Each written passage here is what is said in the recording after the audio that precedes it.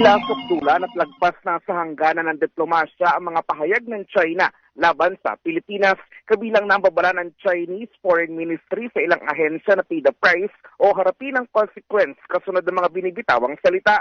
Ayon kay Jose Antonio Goytia, Chairman Emeritus ng Alyansa ng Bantay sa Kapayapaan at Demokrasya at iba pang sibikong organisasyon, ito ay lantad na pananakot at hindi na diplomasya at isang malinaw na tanda ng panggigipit. Bukod dito, ayon sa grupo, tila hindi rin simpleng sagutan ang palitan ng pahayag ng Philippine Coast Guard at Chinese Embassy, kung saan isang hayagang tangka upang patahimikin ang Pilipinas at subukin ang katatagan ng bansa na ipaglaban ang karapatan sa West Philippine Sea. Ani Goytia, mga pahayag ng PCG at iba pang ahensya ay nakabatay sa opisyal na mga ulat, mga larawan at dokumentaryo ng katotohanan ng mga insidente sa dagat na saring malinaw na polisiya ng Marcos administration na ihayag ang totoong nangyayari sa karagatan na walang itinatago at walang teritoryong isusuko. Samantala, kahapon kinumpirma ng Chinese Embassy na itinatawag ng Ministry of Foreign Affairs ang ambasador ng Pilipinas sa China para iprotesta ang pahayag ng Philippine Coast Guard na umano'y pag-atake at paninira sa China.